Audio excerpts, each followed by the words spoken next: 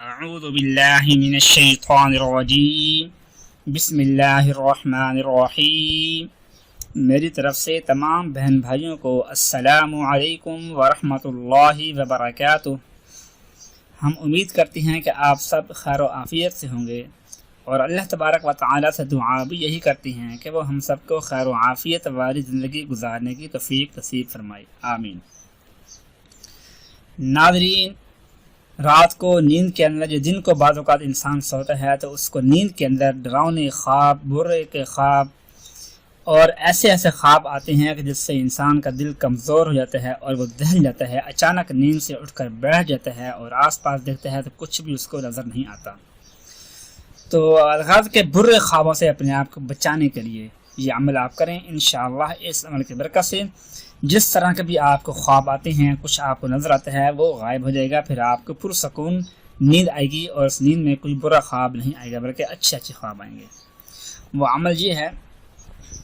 قرآن پاک کا پارہ نمبر ہے 29 تبارک الذی، اس میں ہے سورۃ المرسلات مکیہ۔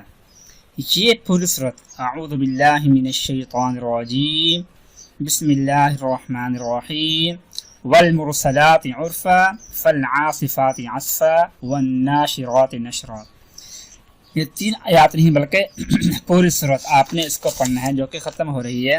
فَبِأَيِّ حَدِيثٍ بَعْدَهُ يُؤْمِنُونَ، یہاں تک اس پوری سورت کو آپ نے پڑھنا ہے۔ پڑھنے کا طریقہ یہ ہے کہ مغرب کی نماز پڑھنے کے بعد اول آخر ایک مرتبہ درود پاک اور درمیان میں ایک ہی مرتبہ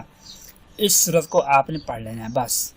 ایک مرتبہ اس سورت کو پڑھنا ہے اور کچھ بھی نہیں کرنا، لیکن وقت خاص ہے کہ مغرب کی نماز کے بعد، تو انشاءاللہ اسی رات ہی آپ کو برے خوابوں سے آپ کی جان چھوٹ جائے گی، آپ کے برے خواب بالکل بھی نہیں آئیں گے۔ ڈراؤنے خواب جو آپ دیکھتے تھے اس کی جگہ آپ کو اچھے خواب آئیں گے جس میں آپ خوش خرم اپنے آپ کو دیکھیں گے، اور آپ کی زندگی میں جو واقعات ہو چکے ہیں ان سب کو آپ بھول جائیں گے انشاءاللہ۔ دعا ہے کہ اللہ پاک ہم سب کو پرسکون نیند عطا فرمائے، آمین ثم آمین۔ اپنا خیال رکھیے گا، اللہ حافظ۔